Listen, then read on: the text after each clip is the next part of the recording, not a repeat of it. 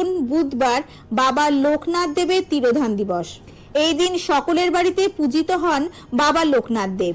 আজ জানবো লোকনাথ বাবার তিরোধান দিবস এবং পূজা সম্পর্কিত যাবতীয় তথ্য। নমস্কার বন্ধুরা, ইন্ডিয়ান ব্লগার নন্দিনীর আরো একটি পর্বে সকলকে স্বাগত। আশা করি আপনারা সবাই ভালো আছেন, সুস্থ আছেন। বাবা লোকনাথ দেবের অশেষ কৃপা পেতে কমেন্ট বক্সে অবশ্যই লিখুন জয় বাবা লোকনাথ। এই পর্ব থেকে জানবো আগামী ৩রা জুন বুধবার বাবা লোকনাথ দেবের তিরোধান দিবসের দিন বাবা লোকনাথ দেবকে পূজা করার সবথেকে শুভ সময় কখন থাকতে চলেছে। এছাড়াও জানবো লোকনাথ বাবার প্রিয় ফুল, ফল ও মিষ্টি কি, যেগুলি আপনারা এই দিন বাবাকে অর্পণ করতে পারবেন। জানবো এই দিন অমৃত যোগের সময়ক্ষণ। এছাড়াও জানবো বাবা লোকনাথ দেবকে তুষ্ট করার সহজ 5টি উপায়। এই সবকিছুই জানবো আজকের এই পর্বে। মূল পর্বে যাব তার আগে ইন্ডিয়ান ব্লগার নন্দিনী চ্যানেলটিকে সাবস্ক্রাইব করে পাশে থাকা বেল আইকনটি প্রেস করার অনুরোধ রইল, যাতে সকল ভিডিওর নোটিফিকেশন আপনারা খুব সহজেই পেয়ে যান। বিভিন্ন পূজা পাঠের পঞ্জিকা অনুসারে আপডেট পেতে অবশ্যই এই চ্যানেলটি সাবস্ক্রাইব করে নেবেন। চলুন শুরু করা যাক আজকের পর্ব।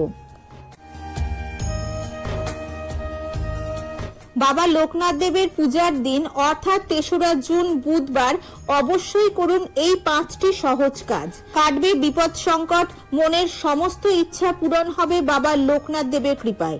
রণে বনে জলে জঙ্গলে যখনই বিপদে পড়িবে আমাকে স্মরণ করিও, আমি রক্ষা করিব। বাবা লোকনাথের এই মন্ত্র সকলের মুখে মুখে। ভক্তদের জন্যই একথা বলেছিলেন স্বয়ং বাবা লোকনাথ ব্রহ্মচারী। খুব বেশি আড়ম্বর নয়, মাত্র কয়েকটি জিনিস দিয়ে বাবা লোকনাথকে তুষ্ট করে তার আশীর্বাদ লাভ করতে পারেন।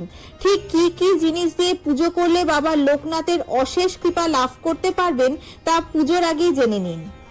বাবা লোকনাথের প্রিয় নৈবেদ্য হলো তালের শাঁস, কালো জাম ও মিছরি। পুজোর সময় এগুলি নিবেদন করতে একেবারেই ভুলবেন না। লোকনাথ বাবার পুজোর সময় সব সময় সাদা মিষ্টি নিবেদন করুন। যে কোনো ধরনের সাদা মিষ্টিতেই প্রসন্ন হবেন বাবা লোকনাথ।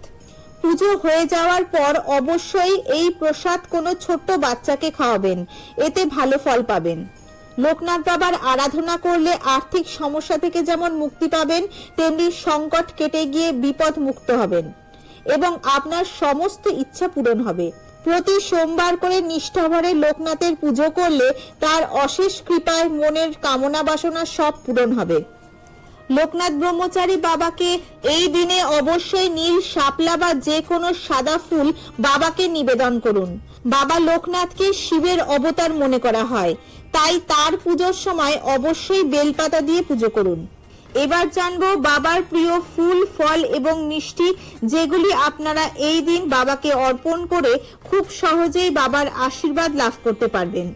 লোকনাথ বাবার অত্যন্ত প্রিয় ফুলগুলির মধ্যে নীল শাপলা ও নীলপদ্ম, সাদা শিউলি, জুঁই, বেল ও রজনীগন্ধা, এছাড়া যে কোনো সাদা ফুল ও বেলপাতা দিয়ে বাবাকে খুব সহজেই তুষ্ট করা যায়।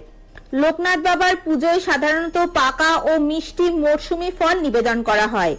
বেল ফল, পাকা কলা, আঙুর, ডাবের জল, গ্রীষ্মকালীন দেশীয় ফল যেমন তালশাঁস, জাম, লিচু, কাঁঠাল বাবার অত্যন্ত প্রিয় ফল।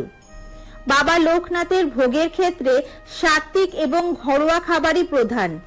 বাল্যভোগ যেমন মাখন, মিছরি লোকনাথ বাবার খুব প্রিয়। এছাড়াও মূল ভোগের মধ্যে ঘি ভাত, ডাল, সবজি, সেদ্ধ লাবড়া, পাঁচমিশালি সবজি, চচ্চড়ি।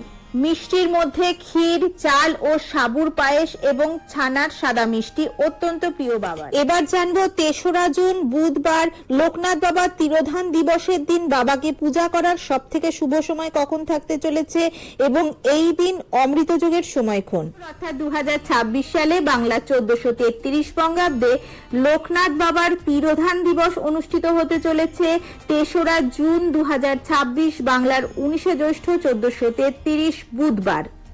তৃতীয়া তিথি শুরু হচ্ছে 2রা জুন 2026, বাংলার 18 জ্যৈষ্ঠ 1433 মঙ্গলবার অপরাহ্ন 5টা বেজে 13 মিনিটে।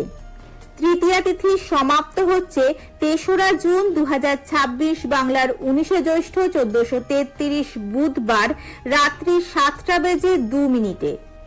এই দিন লোকনাথ বাবাকে পূজা করার সব থেকে শুভ সময় থাকতে চলেছে দিবা 7টা বেজে 38 মিনিট গতে 11টা বেজে 13 মিনিটের মধ্যে এবং বিকেল 5টা থেকে বিকেল 7টা বেজে 2 মিনিটের মধ্যে লোকনাথ বাবাকে পূজা করার সব থেকে শুভ সময় থাকতে চলেছে।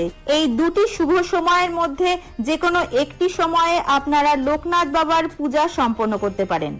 এই দিন অমৃত যোগের সময়ক্ষণ হলো দিবা 7টা বেজে 38 মিনিট গতে 11টা বেজে 13 মিনিটের মধ্যে, আবার 1টা বেজে 54 মিনিট গতে 5টা বেজে 29 মিনিটের মধ্যে এবং রাত্রি 9টা বেজে 54 মিনিটের মধ্যে ও রাত্রি 12টা বেজে 1 মিনিট গতে 1টা বেজে 25 মিনিটের মধ্যে। আজকের পর্বটি আপাতত এই পর্যন্তই। ভালো লাগলে অবশ্যই একটা লাইক করে দেবেন এবং হেল্পফুল বলে মনে হলে নিজেদের ফ্রেন্ডস ফ্যামিলির সাথে শেয়ার করার অনুরোধ রইল। সবাই খুব ভালো থাকবেন, সুস্থ থাকবেন। দেখা হচ্ছে আবার আগামী পর্বে।